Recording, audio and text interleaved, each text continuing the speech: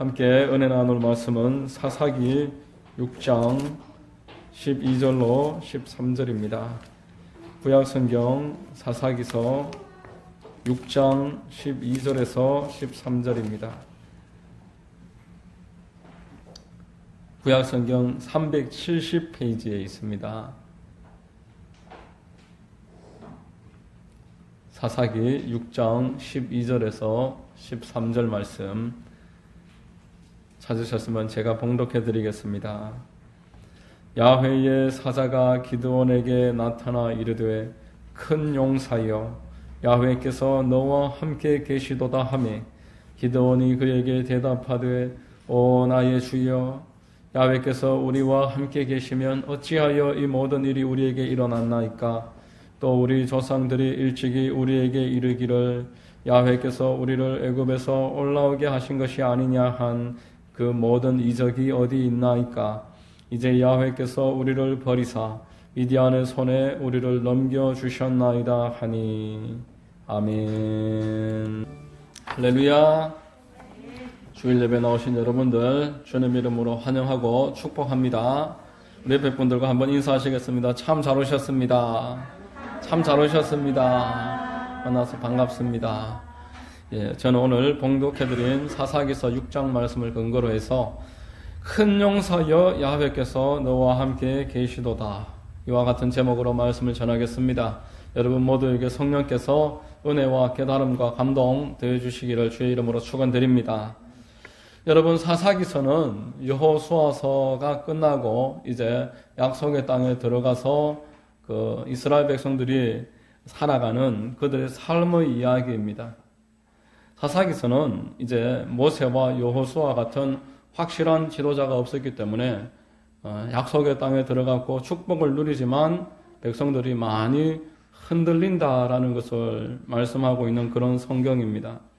오늘날에도 하나님이 축복하시고 자유와 번영을 주시지만 하나님을 온전하게 나의 주인으로 삼지 못하면은 하나님의 자녀라고 하는 백성들이 얼마든지 흔들릴 수 있고 얼마든지 이탈할 수 있고 하나님의 기쁨이 되지 못한다. 이 환경이 편안하다고 그게 다 하나님의 기쁨의 역사, 그걸 확신할 수 있는 것은 아니다 라는 것을 사사기서는 오늘날 우리에게 말해주고 있습니다. 여러분 사사기의 특징이라면은 이런 사이클이 있습니다. 하나님이 축복해 주십니다. 하나님이 큰 은혜를 더해 주십니다. 그런데 그 은혜를 받은 백성들이 마음에 자만함이 생겨서 하나님을 떠납니다. 그래서 죄를 짓습니다. 그래서 하나님이 그 죄지은 자들을 되돌리게 하시려고 징계를 내리십니다. 징계 가운데서 고통당하던 백성들이 하나님께 회개하는 마음으로 엎드려서 자복합니다. 이때 하나님이 하나님의 사사를 보내시고 그들을 다시 한번 회복의 길로 이끌어 가시는 것. 이게 바로 사사기서에서 계속 반복되는 사이클입니다. 축복하시고 죄를 짓고 회개해서 다시 회복해 하시고 이 네 가지 사이클이 계속 반복됩니다. 오늘 우리와도 똑같습니다. 하나님이 복 주시면은 더 잘하면 되는데 하나님이 주시는 복을 가지고서 마음이 자만해져서 그래서 그거 가지고 방종하게 행하고 내가 하고 싶은 대로 행하고 그래서 하나님이 그 사람들을 되돌리게 하시려고 징계하시니까 다시 무릎 꿇고 회개하고 통회하면서 회복시켜 달라고 빌고 그래서 하나님 다시 속는 줄 알지만 부모가 자식이 또 반복한다는 거 알지만 빌 때는 또 용서해 주시고 그것과 똑같이 그 사이클이 반복되는 것입니다. 여러분 회개에서 회복으로 가는 그 중간에 사사들이 있었습니다. 여러분 사사들은 여러 분포로 나누어져 있습니다. 사무엘상에 나오는 사무엘도 마지막 사사입니다. 그리고 여러분들이 익히 이름을 알고 있는 삼손이라는 그 괴력의 소유자, 그 사람도 사사입니다. 오늘 본문에 나오는 기드온, 이 기드온은 아주 유명한 사사 가운데 한 사람입니다. 여러분들도 기드온의 300용사라는 그런 이야기들은 많이 들어보셨을 것입니다. 하나님이 세우셔서 미디안의 그 공격 가운데서 이스라엘 백성들을 구출해내신 그러한 큰 용사라고 많이 알려져 있습니다. 기드온 그러면은 큰 용사, 300명을 이끌고 10만 명이 넘는 미디안 대군을 이긴 큰 용사.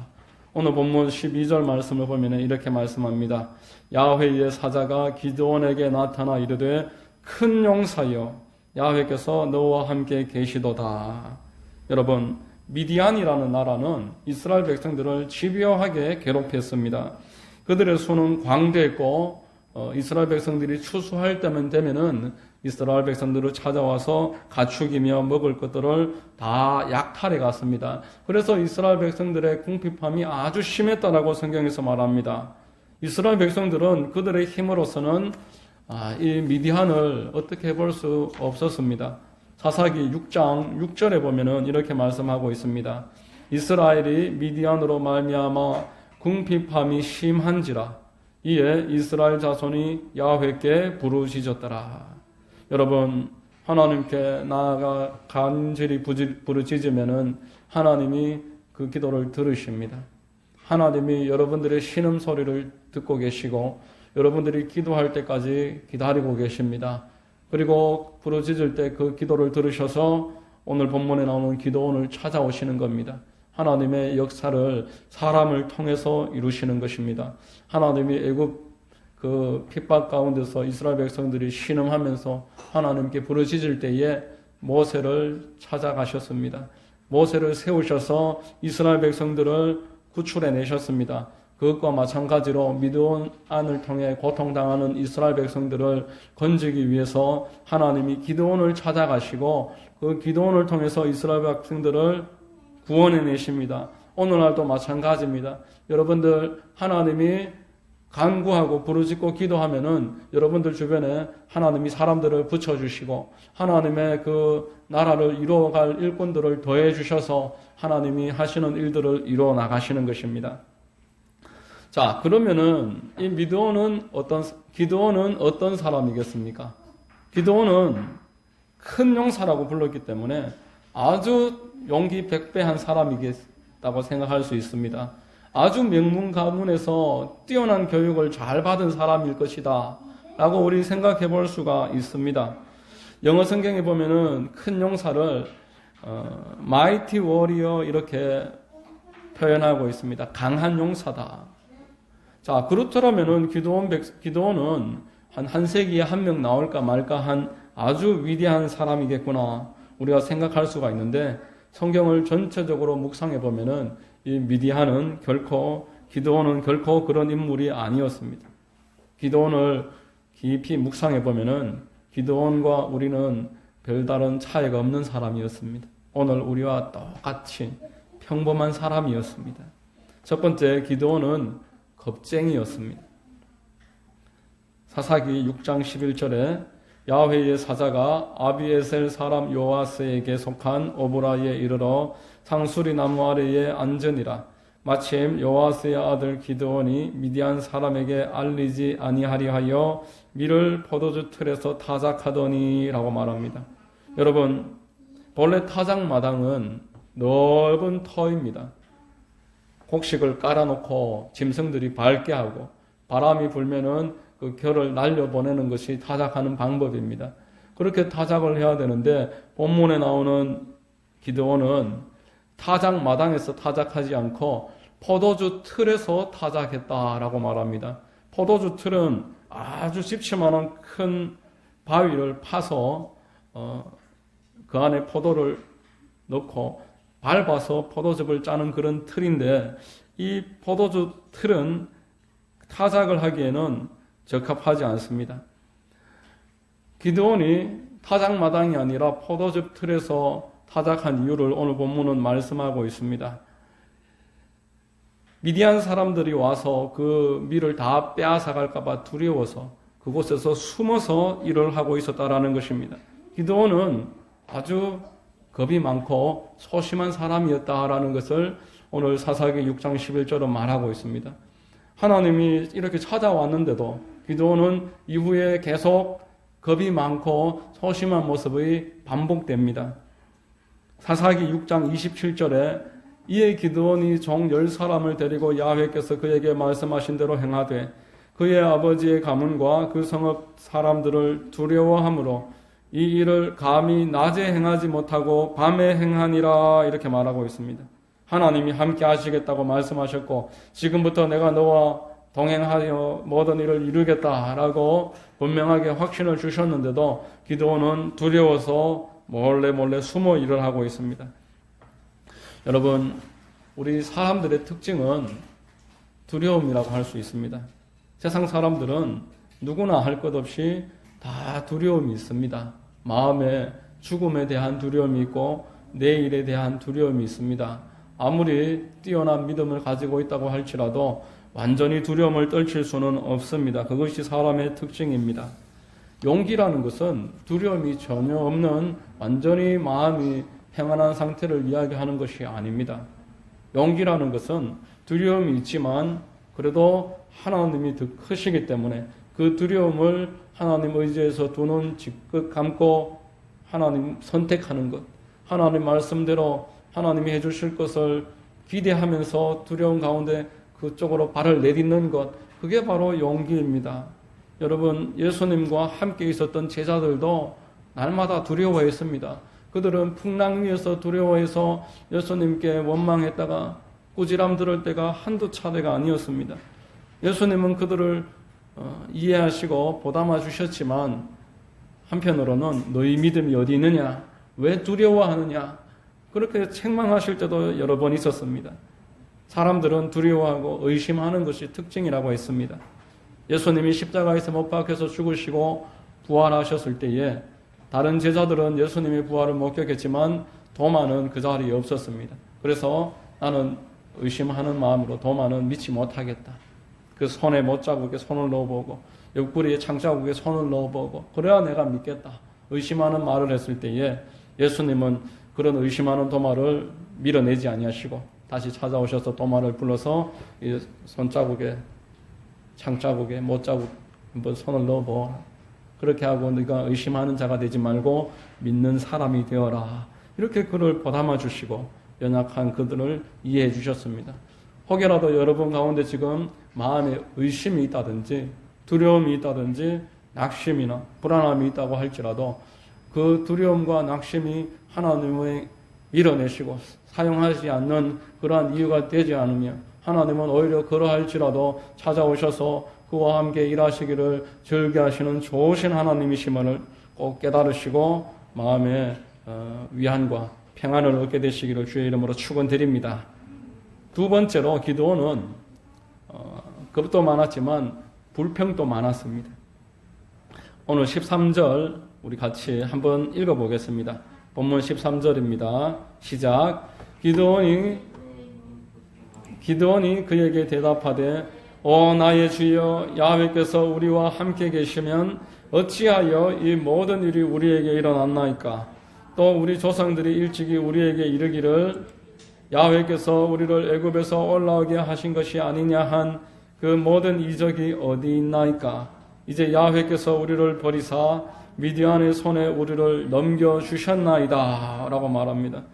여러분, 하나님이 기드온을 찾아오셨을 때에 기드온이 아멘 할렐루야 하나님이 함께 하시면은 우리는 이길 수 있습니다 이렇게 믿음으로 반응하지 않았습니다. 기드온은 하나님이 찾아오셔서 이제 너와 함께 할 것이다 큰 용사여 라고 이야기하니까 하나님이 함께 계시는데 왜 나에게 이런 일이 있습니까? 왜 내가 하나님을 믿는다고 열심히 지금까지 따라왔는데 왜 이런 일들이 나에게 있습니까? 이렇게 지금 기드온은 불평하고 있습니다. 여러분 많이 들어보던 소리 아닙니까? 왜 내가 하나님 믿는다고 예배도 드리고 헌금도 드리고 기도와 전도를 했는데 왜 나에게는 이런 어려움이 있습니까? 하나님 왜 나를 도와주시지 않습니까? 이렇게 이야기하는 사람들을 볼 때도 있고 내가 그렇게 이야기할 때도 있었을 것입니다. 여러분 우리 모두는 이런 마음이 전혀 없을 수가 없을 것입니다. 그러나 여러분 하나님은 성경에 말씀하시기를 사랑하는 자를 징계한다 말씀하셨습니다. 관계없는 자에게 징계도 하시지 않습니다. 징계의 목적은 우리를 더 완전하게 만드시기 위함이다 라고 성경에서 말씀하셨습니다. 하나님의 자녀가 징계받는 것은 하나님이 나를 사랑하신다는 또 다른 증거가 된다라고 했던 것입니다. 여러분, 이 징계의 문제를 우리가 한마디로 간단하게 결론 내릴 수는 없습니다. 징계의 원인은 여러 가지가 있습니다. 오늘 사사기 6장 1절에 보면은 미디안이 쳐들어오는데 그 징계의 이유를 이렇게 이야기하고 있습니다. 기드온이 그에게 대답하되 이스라엘 자손이 또 야훼의 목전에 악을 행하였으므로 야훼께서 7년 동안 미디안의 손에 넘겨주시니 하나님께 악을 행하고 있었기 때문에 하나님이 그 악으로 인해서 미디안 백성에게 7년 동안 고통을 당하도록 넘겨준 것이다 라고 말하고 있습니다. 인간 막대기를 사용하시는 것입니다.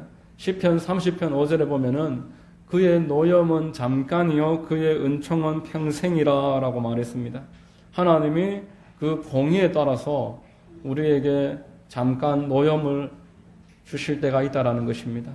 그 노염의 목적은 하나님의 큰 은총을 평생토록 누리게 하시기 위해서 잠깐이지만 노염을 허락하신다라는 그런 말씀입니다. 하나님이 악함 때문에 나에게 이러한 징계를 내리셨을 때에는 시간이 간다고 해결되는 것이 아니라 하나님께 통회하고 자복하고 회개하여 이 악에서 돌이키는 것이 이 노염에서 벗어날 수 있는 첩경입니다. 또 하나님은 사람을 연단하시기 위해서 연단을 목적으로 징계를 주신다라고 말씀을 합니다. 욥은 아주 성숙한 신앙이었습니다. 하나님이 보실 때 동방의 욥과 같이 뛰어난 인물이 없었습니다.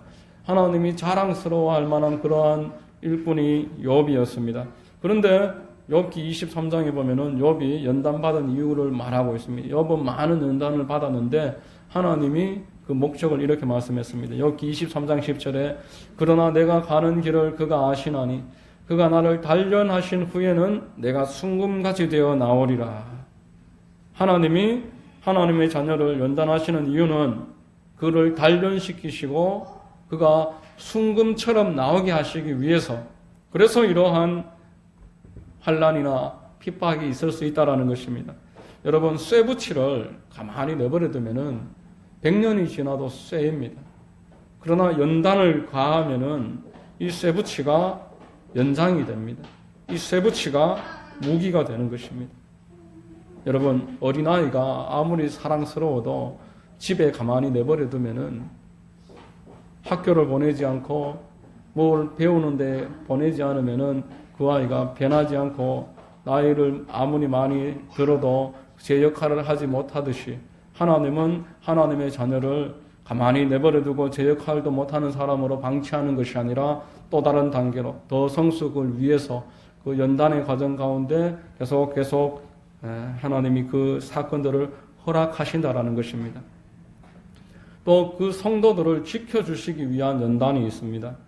사도 바울을 예를 들 수 있습니다. 사도 바울은 그 몸에 가시가 있었습니다.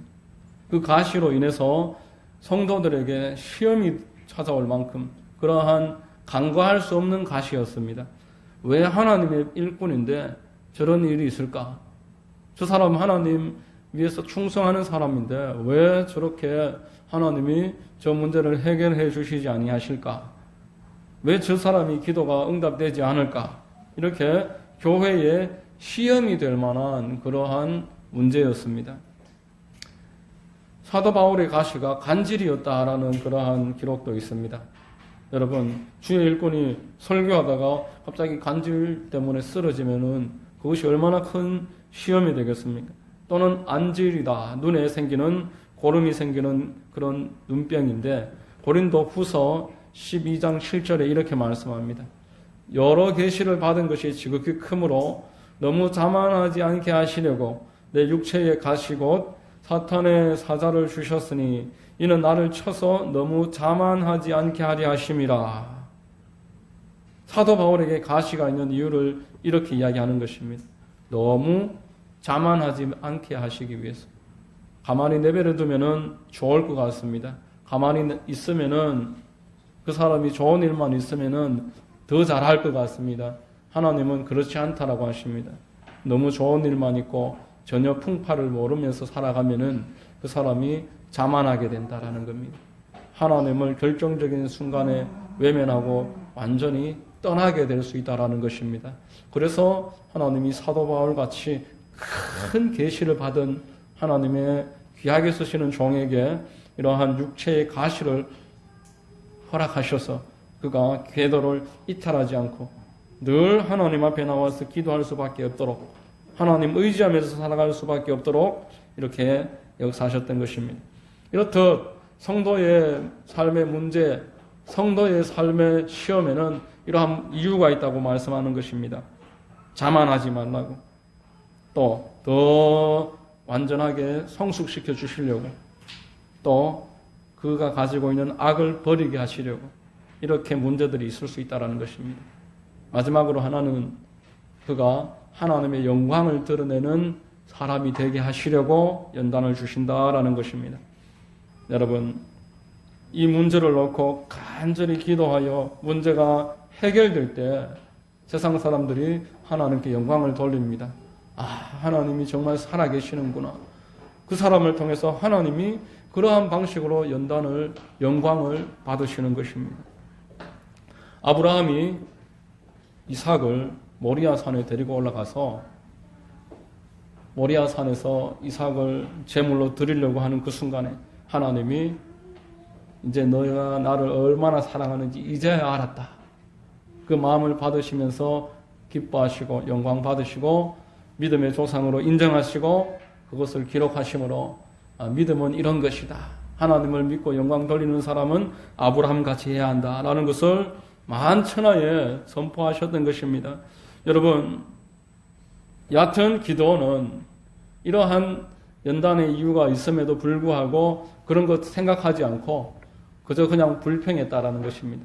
왜 나에게 이런 일이 있습니까? 하나님이 살아계시면 내가 지금까지 하나님께 충성 다했는데 왜 나에게 이런 어려움이 계속 반복됩니까?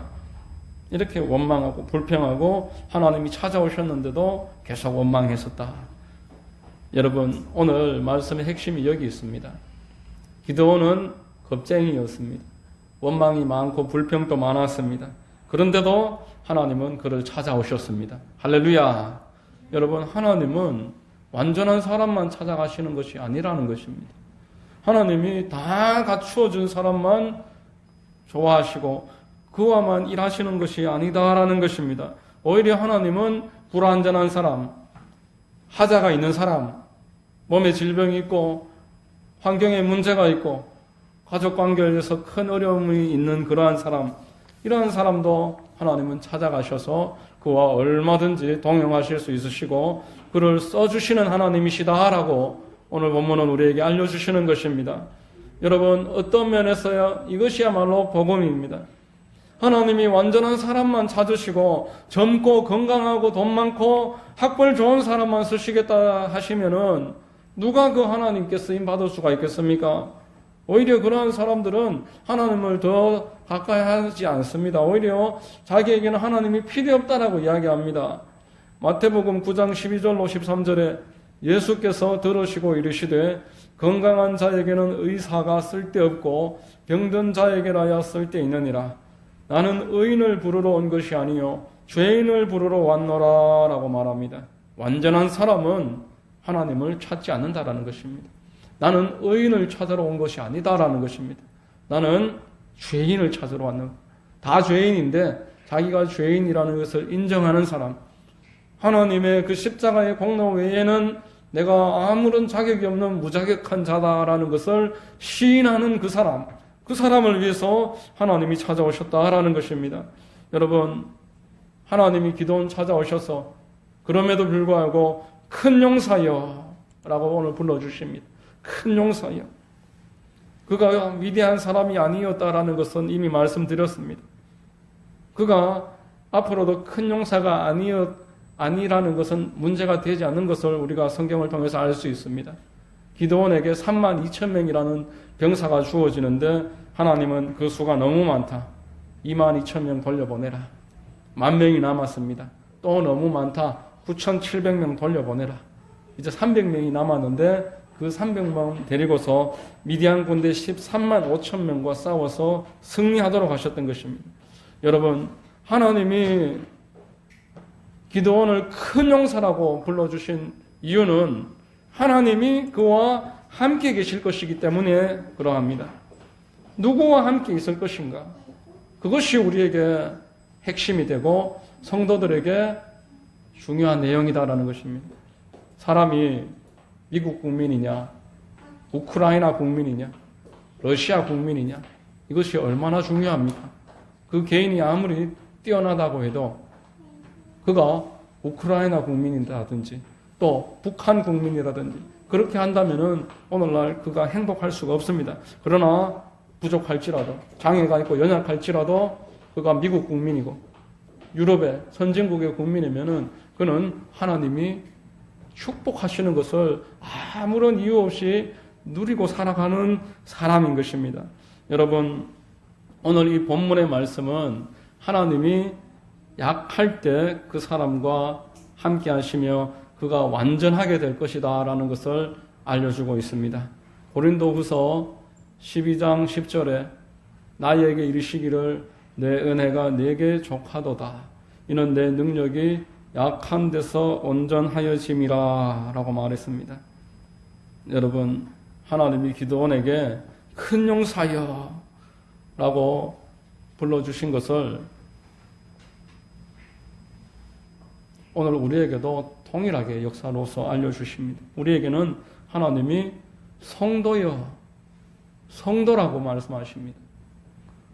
로마서 1장 7절에 로마에서 하나님의 사랑하심을 받고 성도로 부르심을 받은 모든 자에게 하나님 우리 아버지와 주 예수 그리스도로부터 은혜와 평강이 있기를 원하노라. 성도라고 부르시는 것입니다. 고린도전서 1장 2절에 고린도에 있는 하나님의 교회 곧 그리스도 예수 안에서 거룩하여지고 성도라 부르심을 받은 자들과 라고 말합니다. 여러분, 우리가 성스러워서 성자라서 하나님이 우리를 성도라고 부르십니까? 기드온에게 하나님이 겁쟁이이고 불평 원망 많지만 큰 용사라고 불러주신 것과 동일하게 우리는 전혀 성스럽지도 못하고 성자의 모습은 눈 씻고 찾아봐도 없지만 하나님이 성자라고 불러주시는 것입니다. 영어로 이 성자, 성도, 세인트입니다. 성스러운 사람. 한자로는 거룩한 무리, 그런 의미입니다. 하나님이 우리를 사랑하셔서 그 아들 예수 그리스도를 십자가에 못 박아 죽게 하시고 피를 쏟게 하심으로 우리의 죄를 다 씻어주셨고 그 사실을 믿고 마음으로 고백하는 사람에게는 하나님께서 전혀 정죄함 없는, 하나님이 보실 때 완전 무결한 상태의 은혜를 주시겠다. 그렇게 정죄함도 없고 흠도 없으므로 그러므로 성도다라고 말씀하는 것입니다. 여러분, 기드온이 하나님 앞에 큰 용사로 불려주셨다면, 그리고 큰 용사로 불려주시고 큰 용사로 사용해 주셨다라면은 우리도 하나님이 성도라고 불러주시고 이제 성도로 살게 하시는 것입니다. 저와 여러분은 이제 성령께서 나를 성자로 살아가게 할 것을 기대하면서 살아갈 수가 있습니다. 무자격하지만 하나님이 나를 성자로 써주신다. 하나님이 나를 성도로 세워주실 것이다. 그리고 그 기드온에게 하셨던 것처럼 큰 용사가 되게 하시고 하나님이 기뻐하시는 모든 일에 귀하게 복되게 일꾼으로 써주시는 것이다. 나는 힘이 없지만 무능력하지만 나와 계시는 하나님이 그 일을 하게 하실 줄로 믿습니다. 여러분 모두에게 이러한 큰 용사의 역사가 있게 되시기를 우리 구주 예수님의 이름으로 축원드립니다. 할렐루야. 기도하겠습니다. 좋으신 하나님 감사합니다. 오늘 예배를 통해서 아버지 하나님, 기드온이 큰 용사로 부름 받았던 것처럼 우리 또한 하나님이 큰 용사로 불러주시고 또 우리를 성도라고 불러주시니 앞으로 성도로 살게 해주실 것을 기대하고 믿으며 감사드립니다. 우리에게 더욱더 큰 믿음 주시고 은혜 넘치게 하여 주시옵소서. 예수 그리스도의 이름으로 감사하고 기도드립니다. 아멘.